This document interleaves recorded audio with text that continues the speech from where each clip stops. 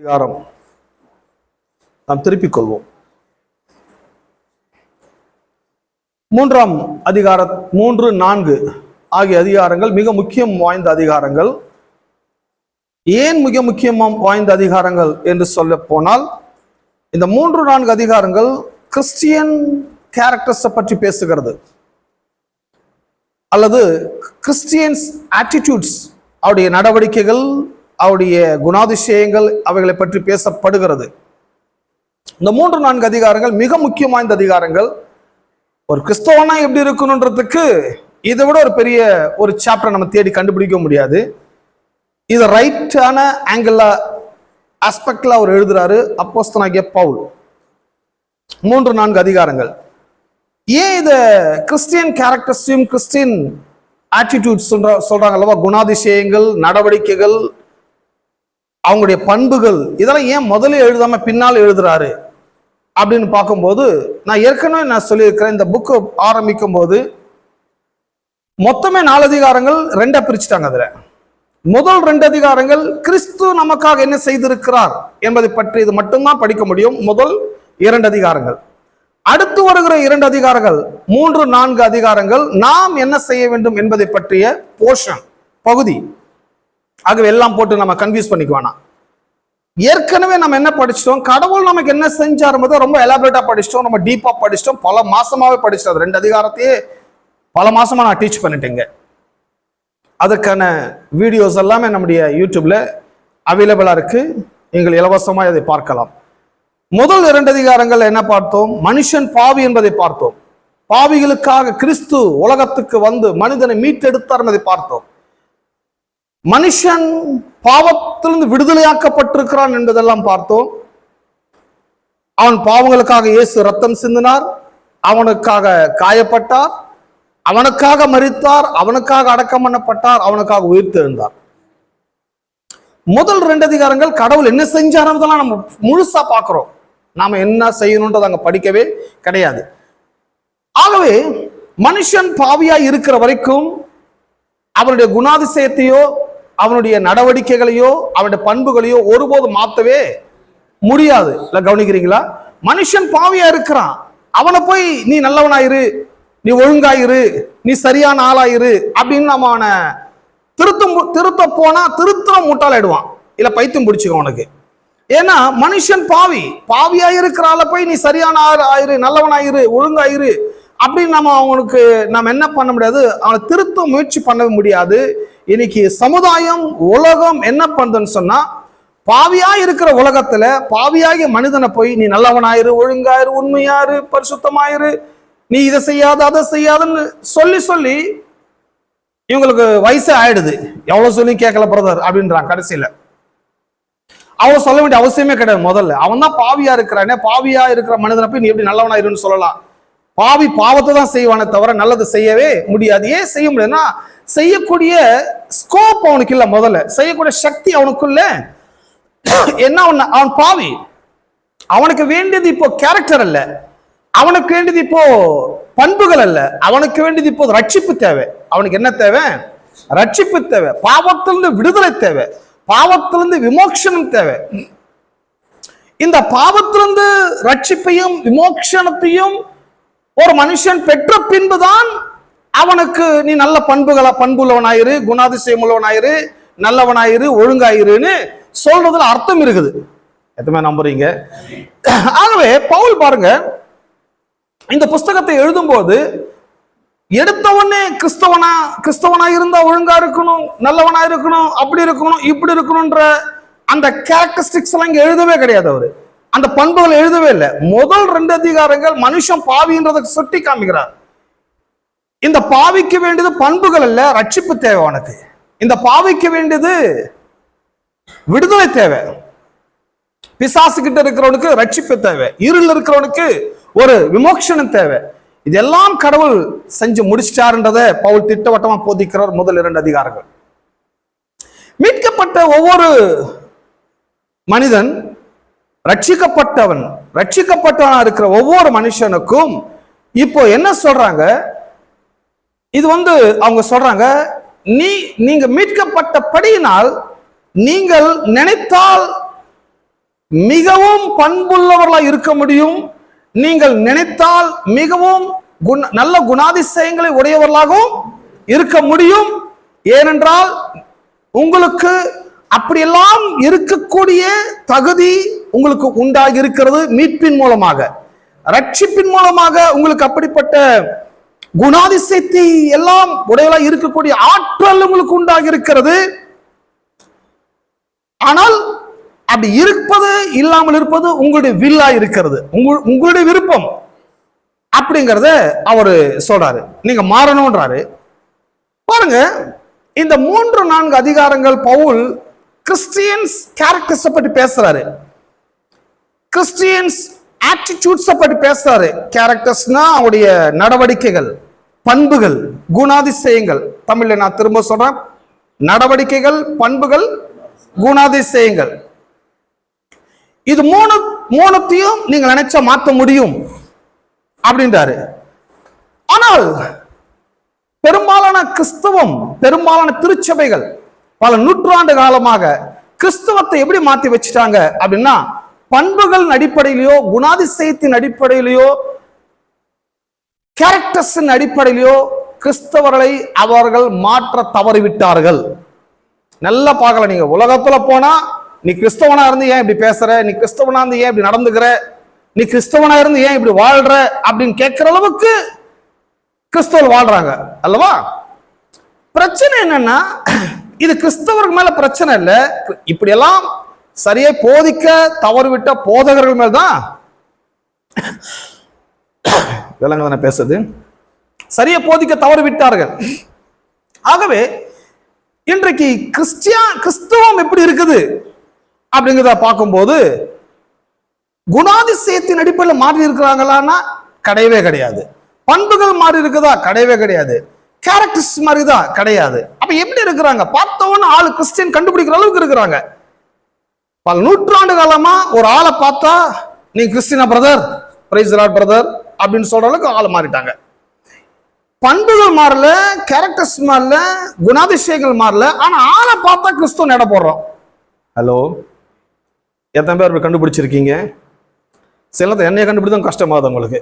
நீ பாஸ்டான்னு கேட்குற அளவுக்கு இருக்கிறாங்க. வேணுட்டும் அப்படி சுத்துறது. ஏன்னா பாஸ்ட்ன்ற வேஷம் போட்டு நான் சுத்த விரும்பல, நான் போதகன்ற ஒரு வேஷத்தை போட விரும்பல. ஒரு போதகர்னா கேரக்டர்ஸ்லயும் நடவடிக்கைகள்லாம் சேஞ்சஸ் இருக்கணுமே ஒழிய வேஷத்துல கிடையாது. எதுவுமே நம்புறீங்க? இன்னைக்கு பெரும்பாலான போதகர்கள், கிறிஸ்தவர்கள் எப்படி இருக்காங்கன்னா, தங்களை பார்த்தவொன்னு கடவுள் பிள்ளையா இருக்கணும், தங்களை பார்த்தவொன்னு போதகரை அடையாளம் கண்டு கொள்ளணும் அப்படிங்கிறதுக்கு என்னென்ன வேஷம் போனும் போட ஆரம்பிக்கிறாங்க. பார்த்தாலே கிறிஸ்டியன்ஸ் என்ற அளவுக்கு கண்டுபிடிக்கிறதுக்கு ஆக்கி வச்சுட்டாங்க. எந்த அளவுக்கு அவருடைய அவுட்லுக், அப்பீரன்ஸ், வெளித்தோற்றத்துல மாறி இருக்கிறார்களே ஒழிய உள்ளத்துல அவள் என்ன பண்ணப்படவில்லை, மாறவில்லை. வெளி தோற்றத்துல முழுசா மாறிட்டாங்க. சடைய வெட்டுறது, முடிய வெட்டுறது, வலிக்க வேண்டியதை வலிச்சு, எடுக்க வேண்டியதை எடுத்து, கழட்ட வேண்டியதை கழட்டி, மாற்ற வேண்டியதை மாட்டி, இதெல்லாம் பண்ணி ஆளை பார்த்த உடனே இப்பதான் பிரதர் நீங்க மகிமையா இருக்கிறீங்க, உங்க முகத்துல பெரிய மகிமையே தெரியுது. அந்த கோல்டு போடும்போது உங்க முகம் அப்படி இல்லை, பிசாசமா இருந்தது. கோல்டு எல்லாம் கலட்டின பிறகு மகிமையா இருக்கிற அந்த ஷிஃபான் பாலிஸ் சாரி கட்டும் போது ஆளு பிசாசு பிடிச்ச ஆளுமா இருந்தீங்க. இப்போ நீங்க கடவுள் பிள்ளையா இருக்கிறீங்க. இவங்க என்ன நினைக்கிறாங்க? உலகம் என்ன பார்த்தா நல்லவன்ற நினைக்கணும், உலகம் என்ன பார்த்தா கிறிஸ்தவன் நினைக்கணும், உலகம் என்ன பார்த்தா கடவுளுடைய பிள்ளையா இருக்கிறத நினைக்கணும்னு சொல்லி பெரும்பாலான மக்கள் உலகத்தை திருப்திப்படுத்ததான் முயற்சி பண்ணுகிறார்கள் ஒழிய, இதெல்லாம் பைபிளுக்கு ஒத்து போதா, இதெல்லாம் கடவுளுடைய விருப்பமா இருந்தா என்று கேட்டால் கண்டிப்பா கிடையவே. ஹலோ, கிறிஸ்டியானிட்டி எவ்வளவு மோசமா போகுது பாருங்க. பல நூற்றாண்டு காலமா வெளியில மக்களை வெளி தோற்றத்தின் அடிப்படையில் மாத்திட்டாங்களே ஒழிய உள்ளத்தை மாற்ற தவறு விட்டார்கள். ஏன்னா உள்ளத்தை மாத்துறதுக்கு டைம் எடுக்கும், வெளியில மாத்துறதுக்கு குயிக்க முடிஞ்சிடும். ஒரு ஆமேன் தான் வருது, இன்னும் மற்றவங்களும் ஆமேன்னு வரல. வெளியில ஈஸியா மாத்திடலாங்க. ஒரு ரூலை போட்டு, ஒரு சட்டத்தை போட்டு, ஒரு போர்டை போட்டு, இந்த கோயிலுக்கு வருகிறவர்கள் அனைவரும் இப்படிதான் வரணும், கரெக்டா வந்துருவாங்க. ஏன்னா ரூலுக்கு எல்லாம் ஒபே பண்ண ரெடி.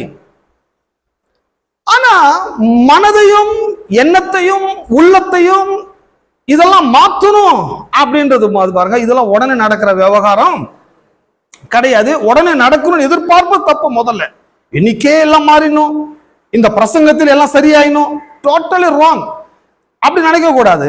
நான் பிரசங்கம் பண்றேன், எதன் அடிப்படையில் பிரசங்கம் பண்றேன்? மக்கள் மாறணும், மக்கள் உள்ளம், எண்ணம், அவருடைய நினைவுகள், அவருடைய கற்பனைகள், அவருடைய வாழ்க்கையே சேஞ்ச் ஆகணும் அப்படிங்கிறத நான் பிரசங்கம் பண்றேன். மாறணும்னு தான் பிரசங்கம் பண்றேன்.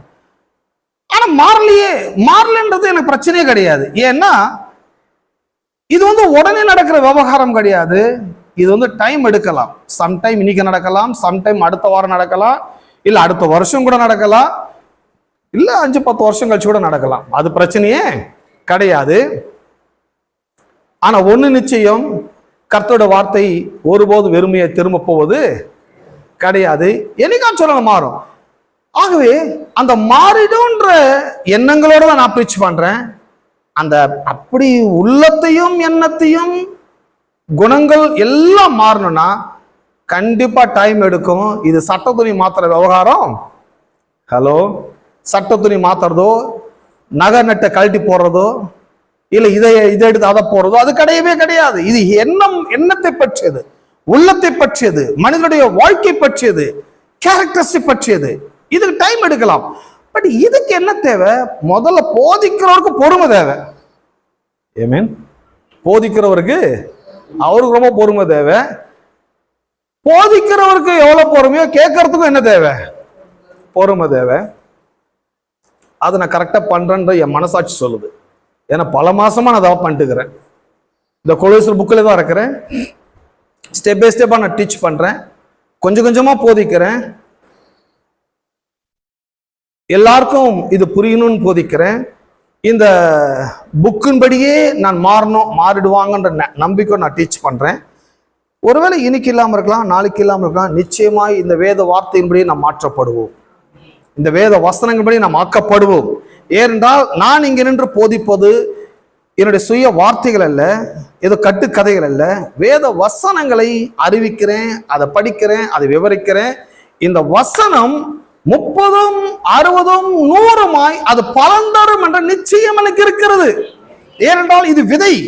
இந்த விதையை நான் விதைக்கிறேன். மனிதனுடைய இருதயம் என்னும் நிலப்பங்களில நான் என்ன பண்றேன்? ஒவ்வொரு நாட்சிகளும் விதைக்கிறேன். எதுவுமே நம்புறீங்க விதை ஒருபோதும் வெறுமையா போகாதுன்னு சொல்லி? கண்டிப்பா விளைச்சல் வரும். அந்த நம்பிக்கையோட நானும் வரேன், நீங்களும் வரீங்க. அதை நம்ம கரெக்டா பண்றோம், கண்டிப்பா நடக்கும் அல்லவா? அப்போ பவுல் இந்த 3-4 அதிகாரங்கள்ல எதை போதிக்கவில்லை, எதை போதிக்கிறார் அப்படின்னு கவனிச்சீங்கன்னு சொன்னா 2 விஷயம் தான். ஒண்ணு, மனிதனுடைய வெளித்தோற்றத்தை பற்றி பவுல் என்ன செய்யப்படவில்லை. ஹலோ, பவுலை விட பிலாசபர்ஸ் இப்ப இருக்கிற போதகர்கள்லாம் பவுலுக்கு தெரியலையா, எங்களுக்கு தெரியும்ன்றாங்க. பவுல் சொல்ல மறந்தா நாங்க சொல்லிட்டு இருக்கிறோம். பைபிள் இல்லாதெல்லாம் சொல்றது, பைபிள் இருக்கிறதெல்லாம் மூடி வச்சு மறந்துறது. பாருங்க, பவுல் மனிதனுடைய வெளித்தோற்றத்தை பற்றி போதிக்கப்படவில்லை, மனித உள்ளத்தை பற்றியும் எண்ணங்களை பற்றி நிறைய போதிக்கிறார். அதுதான் முக்கியன்றாரு, அதை செய்யுங்கன்றாரு. யூதனா இருக்கட்டும், கிரேக்கனா இருக்கட்டும், புறஜாதியானா இருக்கட்டும், விருத்த சேதனம் உள்ளவனா இருக்கட்டும், விருத்த சேதனம் இல்லாதவனா இருக்கட்டும், யாரா இருக்கட்டும், யாரா இருந்தாலும் பரவாயில்ல, எண்ணமும் உள்ளமும் வாழ்க்கையும் ரொம்ப முக்கியம் சொல்றாரு. எத்தனை பேர் நம்புகிறே?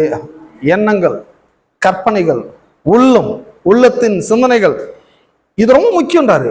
இதுதான் கிறிஸ்டியனுடைய இம்பார்ட்டன்ஸ், குவாலிட்டி, கேரக்டரா இருக்குது. அப்படி மாற்றணும்ன்றாரு. ஏன் அதை அப்படி சொல்றாரு? அப்படி உள்ளத்தை மாற்ற அளவுக்கு எனக்கு சக்தி இருக்குதா, எண்ணங்களை மாற்றிக்கொள்ளுகிற அளவுக்கு எனக்கு சக்தி இருக்குதான்னா முன்ன உங்களுக்கு கிடையாது. பாவியா இருக்கும்பொழுது என் எண்ணத்தை மாற்றவோ என் உள்ளத்தை மாற்றிக்கொள்ளவோ எனக்கு என்ன கிடையாது, சக்தி கிடையாது. நான் பாவியா இருந்தேன். பாவியா இருக்கிறதுனால, நான் அடிமையா இருந்ததுனால, நான் இருள இருந்ததுனால என் எண்ணங்களை மாற்ற முடியல, என் உள்ளத்தை மாற்றி அமைக்க முடியல. என் எண்ணங்களும் சிந்தனைகளும் என்னை டாமினேட் பண்ணுது. என்ன டாமினேட் பண்ணுகிற ஆலோசனைகளை நான் மேற்கொள்ள முடியவில்லை. ஏனென்றால் நான் பாவியாய் இருந்தேன். ஆனால் கிறிஸ்துவின் சிலுவையின் ரத்தம் என்னை மீட்டெடுத்தபடினால், நான் ரட்சிக்கப்பட்டபடினால் இப்பொழுது என் எண்ணங்களையும் என் உள்ளத்தையும் என் சிந்தனைகளையும் என்னை டாமினேட் பண்ணுகிற ஆலோசனைகளையும் இப்போ நான் என்ன செய்ய முடியும்? மாற்றி அமைக்க முடியும். மாற்றி அமைக்க முடியும். என்னுடைய எண்ணங்களை மாற்ற முடியும், என் உள்ளத்தை மாற்ற முடியும், என் சிந்தனைகளை மாற்ற முடியும். இதன் மூலமாய் என் வாழ்க்கையை மாற்றி அமைக்கப்பட முடியும். அப்போ அவ்வளவு சக்தி எனக்கு இருக்குது. எப்படி வந்துச்சு அந்த சக்தி? அந்த சக்தி உங்களுக்கு எப்படி உண்டாயிடுச்சு? இல்லைங்க, நான் ஒரு மெகா சர்ச்சுக்கு போறேன், சர்ச்சுக்கு போனதால சக்தி வராதுங்க. மீட்பின் மூலமா தான் நமக்கு என்ன உண்டாகுது? சக்தி உண்டாகுது. மீட்பின் மூலமாக, ரட்சிப்பின் மூலமாக. எந்த மாதிரி ரட்சிக்கப்பட்டிருக்கிறீர்கள்? எல்லாம் ரட்சிக்கப்பட்டுகிறோம். பார்த்தீங்கன்னா, ஆண்டவராக இயேசு கிறிஸ்துவின் நாமத்தின் மீது விசுவாசத்தை வைத்து அவரை ஏற்றுக்கொண்டவர்கள் எத்தனை பேர்களோ அத்தனை பேர்களும் தேவனுடைய பிள்ளைகளாகும்படி என்ன கொடுக்கப்பட்டுள்ளது? அதிகாரங்கள் கொடுக்கப்படுகிறது. கர்த்தராகிய இயேசு கிறிஸ்துவை நீ விசுவாசி, அப்பொழுது நீயும் உன் வீட்டாரும் ரட்சிக்கப்படுவீர்கள். ஆனால் விசுவாசம் கேள்வினால் வரும், கேள்வி தேவனுடைய வசனத்தினால் வரும். பாருங்க, இந்த ரட்சிப்பு என்பது தேவனை விசுவாசிப்பதன் மூலமாய் மனிதனுக்கு ஏற்படுகிறது. ரட்சிப்பை பெற்றவர்கள் ஒன்றை புரிந்து கொள்ள வேண்டும்: நான் முற்றுமுடிய ரட்சிக்கப்பட்டிருக்கிறேன், நான் ரட்சிக்கப்பட்டிருக்கிறேன், நான் ரட்சிக்கப்பட்டிருக்கிறேன். இதுதான் பாருங்க, இந்த ரட்சிப்பிலேயே அவங்களுக்கு பிரச்சனையா இருக்குது. ஏன்னா நிறைய கிறிஸ்தவர்கள் என்ன நினைக்கிறாங்க, பிரதர் நாம் இன்னும் முழுசா என்ன பண்ணல, ரட்சிக்கப்படல, கொஞ்சம் கொஞ்சமா ரட்சிக்கப்படுறோம், நேத்து கொஞ்சம் ரட்சிக்கப்பட்டேன், இனி கொஞ்சம் ரட்சிக்கப்படுறேன், நாளைக்கு கொஞ்சம் ரட்சிக்கப்படுவேன், அப்புறம் எப்போதான் முழுசா ரட்சிக்கப்படுவீங்க? ஏசு எப்போ வராரோ அப்போதான் நான் முழுசா ரட்சிக்கிறது. அதுலயே விளங்குது, கடைசி வரைக்கும் இருந்தாலும் திரும்ப போறது கிடையாது. ஏன்னா ஏசு வர வரைக்கும் நான் அப்படியேதான் இருப்பேன்ற மாதிரி இருக்கிறாங்க. ரட்சிப்பு என்பது இன்ஸ்டால்மெண்ட்ல கொடுக்கறது இல்லைங்க. ரட்சிப்பு என்பது இஎம்ஐ அடிப்படையில் கொடுப்பது இல்லைங்க. ரட்சிப்பு என்பது ஒரே முறை மனுஷன் மரிப்பதும் பின்பு நியாய தீர்ப்பு அடைவதும் அவனுக்கு நியமிக்கப்படுகிறது. சோ ஒன் டைம் கிறிஸ்து நமக்காக சிலுவையில் மரித்தார், ஒரே முறை நமக்காக ரத்தம் சிந்தினார், ஒரு முறை அடக்கம் பண்ணப்பட்டார். அது மூலமாய் மனு வர்க்கத்துக்கு இம்மிடியட்டா ரட்சிப்பு ஏற்படுகிறது. இது இன்ஸ்டால்மெண்ட்ல வரது கிடையாது. வாரம் வாரம் கொடுங்க, மாசம் மாசம். அது நம்ம வீட்டு தெருவில் என்ன வருவாங்க அந்த மாதிரி, வாரம் கொஞ்சம் கொடுங்க, மாசம் கொஞ்சம் கொடுங்க. ஏசுநாதன் அப்படிதான் கொடுக்குறாரா? வாரம் கொஞ்சம் மாசம் கொஞ்சம்னு. ஏசுநாதன் அப்படி கொடுக்க தெரியாதுங்க, கொடுத்தா மொத்தமும் கொடுத்துருவாரு. ஆமென். சோ அது மூலமா நாம் ரட்சிக்கப்பட்டுக்கிறோம் விளங்கிக் கொள்ள வேண்டும். சோ ரட்சிப்பு என்பது இது எதை, இது என்ன, இது ரட்சிப்பு என்பது என்ன, எப்படி நான் புரிந்து கொள்வது? நான் ரட்சிக்கப்பட்டேன்றதுக்கான அடையாளம் என்ன? நான் ரட்சிக்கப்பட்டிருக்கிறேன் என்பதற்கான ஒரு வெளிப்பாடு என்ன? சோ இன்னைக்கு எல்லாம் என்ன பண்ணாங்க, ஒரு வெளிப்பாடு பாக்குறாங்க. ரட்சிக்கப்பட்டனா எனக்கு ஏதாச்சும் கனவு வரணும், தரிசனம் வரணும் அப்படிங்கிறது பிலீவர்ஸ் உடைய திங்கிங். சர்ச்சை கூட என்ன சொல்றாங்க, நீ ரட்சிக்கப்பட்டியா அப்படின்னா முதல்ல வஸ்திரத்தை இந்த மாதிரி நிறத்தெல்லாம் போடாத, நகைய போடாத, இதெல்லாம் விக்கிரகம். உலகத்தான் நகைகளை போடுகிறான், அது விக்கிரகமா இருக்குது. நீ ரட்சிக்கப்பட்டனா அடையாளமே நீ கலட்டினாதான். நீ கலட்டினா நீ ரட்சிக்கப்பட்ட, கலட்டலன்னா நீ என்ன பண்ண மாட்ட, ரட்சிக்கப்படல, நீ இன்னும் சிறைப்பிடிக்கப்பட்டுகிற. சோ இவங்க என்ன பண்றாங்க, ரட்சிப்புன்னா நான் ஏதோ கலட்டுறதை வச்சோ மாற்றதை வச்சோ எடுக்கிறத வச்சு இருக்குதுன்னு நினைக்கிறாங்க. ரட்சிப்பு என்பது நீங்கள் கலட்டுறதுல இல்லை, மாற்றுறதுல இல்லை, ஏதோ நீங்க எடுக்கிறதுல கிடையாது. அதே நேரத்துல ரட்சிக்கப்பட்டீர்கள் என்பதற்கான அடையாளம் கூட அது ஏதோ ஃபீலிங்ல கிடையாது, அது ஏதோ எமோஷனலும் கிடையாது.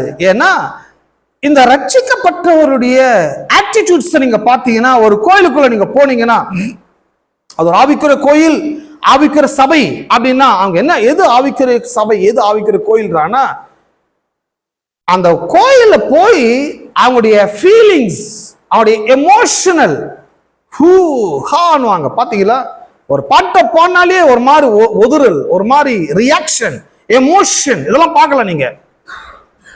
இவரு ரியாக்ட் பண்ண உடனே பக்கத்துக்கு வேற மாதிரி ரியாக்ட் பண்றாரு. இப்படி ஒவ்வொருவருடைய ரியாக்ஷன், ஒவ்வொரு எமோஷனல், அங்க ஏதோ ஒரு நடக்கிற மாதிரி, அது நடக்கணும், அப்படி ரியாக்ட் பண்ணணும், அப்படி பண்ணணும். நாம இன்னும் முழுசா என்ன பண்ணல, ரட்சிக்கப்படலங்கிற அபிப்பிராயம், தப்பான அபிப்பிராயம், யாரோ தப்பா சொல்லி வச்சுட்டாங்க. சால்வேஷனுக்கும் எமோஷனலுக்கும் ஃபீலிங்ஸ்க்கும் சம்பந்தமே கிடையாது. ஆமென். மறுபடியும் சொல்றேன், மீட்புக்கும் உங்களுடைய உணர்வுகளுக்கும் என்ன கிடையாது? சம்பந்தம் கிடையாது. மீட்பிற்கும் உங்களுடைய ஃபீலிங்ஸ்னா உணர்வுகள் சொல்லலாம், எமோஷனல் அதுவும் உணர்வுகள் தான் சொல்லலாம். அந்த ஐம்புலனுக்கு சம்பந்தமே கிடையாது. ஐம்புலன்களுக்கும் சம்பந்தம் கிடையாது. அது ரைட்டான வார்த்தை. அப்ப ஏன் கிறிஸ்தவர்கள் எமோஷன் ஆகுறாங்க? கோயில்ல போனா கண்டுபிடிக்கலாம். நீங்க கோயில்ல போனா அவங்களுடைய உணர்வுகள், அவங்களுடைய ஒரு மாதிரி ரியாக்ட் பண்றதை நீங்க பார்க்கலாம். நீங்க பார்த்தீங்களோ இல்லையோ, நீங்க இங்க வரதுனால பார்த்துருக்க மாட்டீங்க. நான் அதெல்லாம் சுத்திட்டு வரதுனால எனக்கு தெரியுது உலகத்துல என்னெல்லாம் பண்றாங்கன்னு சொல்லி இன்னும் அதெல்லாம் பண்ணிட்டு வராங்க. பட் அதெல்லாம் சம்பந்தம் இல்லை. அப்போ ஒரு முறை சொன்னல்லவா, இந்த கோயில் கூட ஒருத்தர் வந்தாரு. ஒரு டைம் வந்து சொன்னாரு, வந்தாரு, வருஷம்லாம் பண்ண பார்த்தாங்க, பசங்களாம் முடிஞ்சது. அப்புறம் கடைசியா பேசிட்டு இருந்தாரு. பேசும்போது நான் கை கொடுத்து வாங்க நெக்ஸ்ட் வீக் வாங்கன்னு அவர் சொன்னாரு. இந்த வாரமே ஏன் வந்தேன்னு எனக்கு இதுன்னாரு அவர். இதெல்லாம் நான் பேசுறது, இந்த வாரமே ஏன் எனக்கு வந்தேன்னு தெரில, ஏன் பிரதர் அப்படி சொல்றீங்கன்னு. இல்லைங்க, உங்க கோயில் ஆவியும் கிடையாது, அனலும் கிடையாது, ஒரு எமோஷனும் கிடையாது. எல்லாம் ஜனங்க வராங்க, உட்கார்றாங்க, அவங்க பாடினால் பாட்டு பாடினாங்க, நீங்க பாடுன்னு பிரசங்கம் பண்ணிட்டு நீங்க போயிடுறீங்க. என்னையா கோயில்? கோயில ஒரு எமோஷன் வேணாமா? ஒரு ரியாக்ஷன் வேணாமா? இதா இருக்கு வேணாமா? ஒண்ணுமே இல்லையே. அப்புறம் சொன்னாரு, எங்க கோயில் எல்லாம் அப்படி இல்லை பிரதர், எங்க கோயில்ல ரியாக்ஷனுக்கும் எமோஷனுக்கும் அது இருக்கும் இது இருக்கும் ஆஹா ஓஹோ சொன்னாரு. பட் அவர் சொல்ல இந்த கோயில் இல்ல, உண்மைதான். அப்ப நான் கேட்டேன், இந்த ஃபீலிங்ஸ் எமோஷன்ஸ் ரொம்ப முக்கியம் நினைக்கிறீங்களா? ஆமா, கோயிலாம் இருக்கணும் அப்படின்னாரு. நான் கேட்டேன், காலை காஃபி குடிச்சேன் கேட்டேன். குடிச்சேன், எப்படி இருந்தது?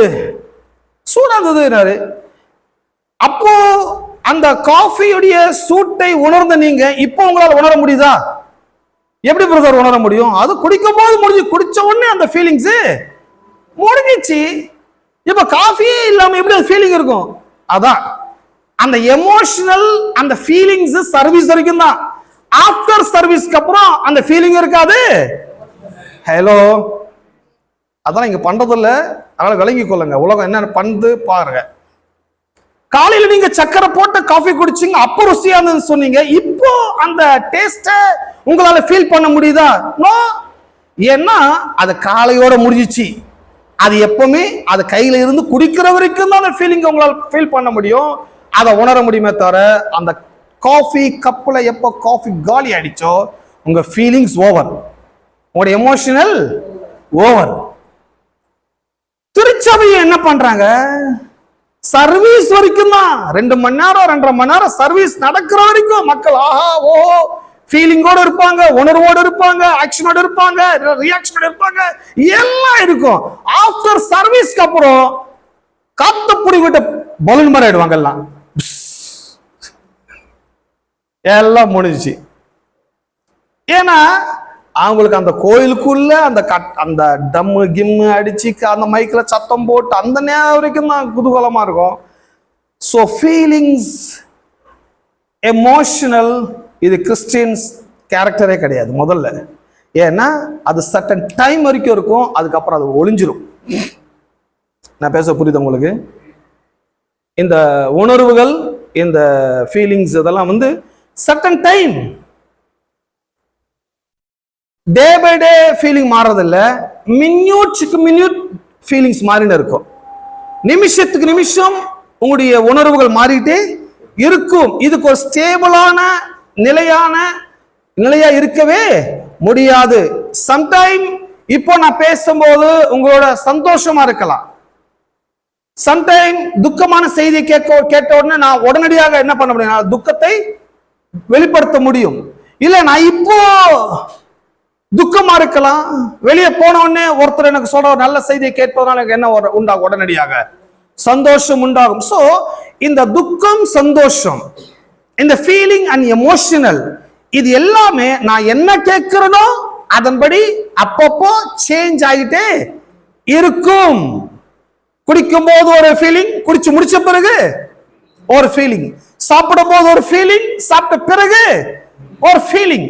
சோ இதே ஃபீலிங்க தான் கிறிஸ்தவர்கள் கோயிலையும் எதிர்பார்க்கிறாங்க. ஒரு சில ஆமீன் வருது, ஒரு சில ஆமீனம் காணும், ஒன்னும் காணும். அதனாலதான் இந்த கோயிலுக்கு வரவங்க சொல்றாங்க, இனியா கோயில்ல ஒண்ணுமே இல்லை, ஒரு ஃபீலிங் இல்லை, ஒரு எமோஷனல், ஒரு ரியாக்ஷன் இல்லை.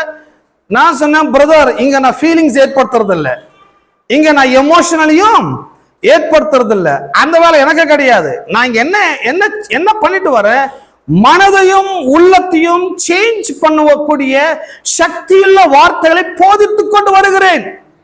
இது எண்ணங்களை பற்றிய சமாச்சாரம், இது உள்ளத்தை பற்றிய சமாச்சாரம், இது மனிதனுடைய கேரக்டர்ஸ் பற்றிய சமாச்சாரம், இது மனித வாழ்வை பற்றியது, எதிர்காலத்தை பற்றியது.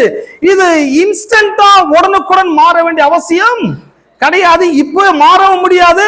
பட் இப்போ உங்களால் இப்போ நினைச்ச உங்களை ஃபீல் பண்ண வைக்க முடியும். பட் ரெனியூவல் பண்றது என்பது, சேஞ்ச் பண்ணணும் என்பது உடனே மாத்தவே முடியாது. அதுக்கு சில நேரம் எடுத்துக்கொள்ள வேண்டியது அவசியம். நான் எடுத்துக்கிறேன், நான் எடுத்து பல மாசமா போதிக்கிறேன். சில போதகர்களுடைய ப்ராப்ளம் என்ன தெரியுமா? சில போதகர்கள் இப்படி ஒரு அபிப்பிராயம் உங்களுக்கு, பிரதர் நான் திருநெல்வேலியில் பிரசங்கம் பண்ணும்போது கூடி வந்த 500 பேர் ஓன் அழுதார்கள், அழுது கொண்டே என் பிரசங்கத்தை கேட்டார்கள். விளங்கமா பிரசங்கம்? நல்லா இருந்து கேட்டாலே புரிய மாட்டேங்குது, அழுதுட்டே கேட்டா ஹலோ. ஒரு வகையான துக்கத்தை ஏற்படுத்தி அந்த துக்கத்தின் மூலமா நீங்க என்ன எதை புரிய வைப்பீங்க? ஒரு பிசிக்ஸ் டீச்சர் வராங்க, பிசிக்ஸ் டீச்சருடைய மைண்ட் என்ன, உங்களுக்கு அந்த பிசிக்ஸை புரிய வைக்கிறது அவரோட வேலை. புரிய வைக்கிறத போய் உங்களை ஃபீல் பண்ண வச்சிருந்தாங்கன்னா, உங்களை அழ விட்டு இந்த பிசிக்ஸை டீச் பண்ணிட்டு இருந்தாங்கன்னா, ஹலோ விளங்கமா? பாடம் விளங்கமா, இல்ல வாழ்க்கை விளங்கமா, இல்ல பள்ளிக்கூடம் விளங்கமா? ஒன்னும் விளங்காது.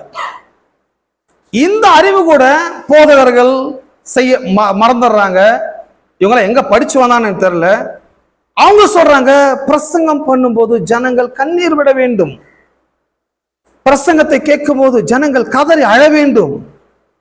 ஏற்கனவே வீட்டுல அழுதான் கோயிலுக்கு வராங்க, வீட்டுல கண்ணீரும் கம்மலுமாய் இருந்து, வீட்டுல வேதனையும் வெறுப்பாய் இருந்து, அட்லீஸ்ட் கோயில போய் நிம்மதியா 2 மணி நேரம் உட்காந்துட்டு போலான்னு வராங்க.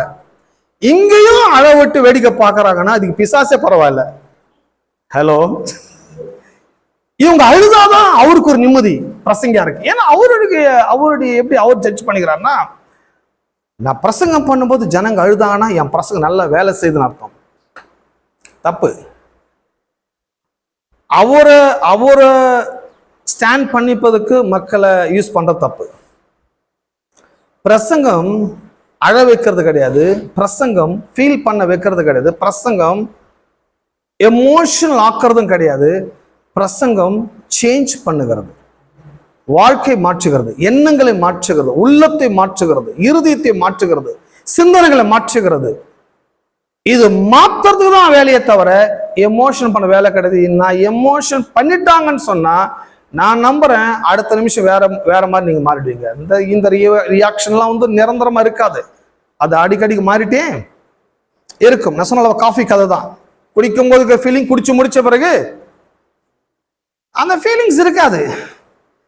ஸோ கோயில்ல போய் நம்ம ஃபீலிங் எதிர்பார்ப்பது தப்பு.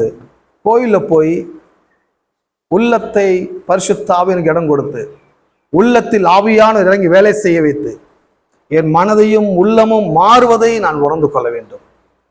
உள்ளங்கள் மாற்றப்பட வேண்டும், தேவனுக்கு என்னை முழுவதுமாக அர்ப்பணிக்கப்பட வேண்டும்.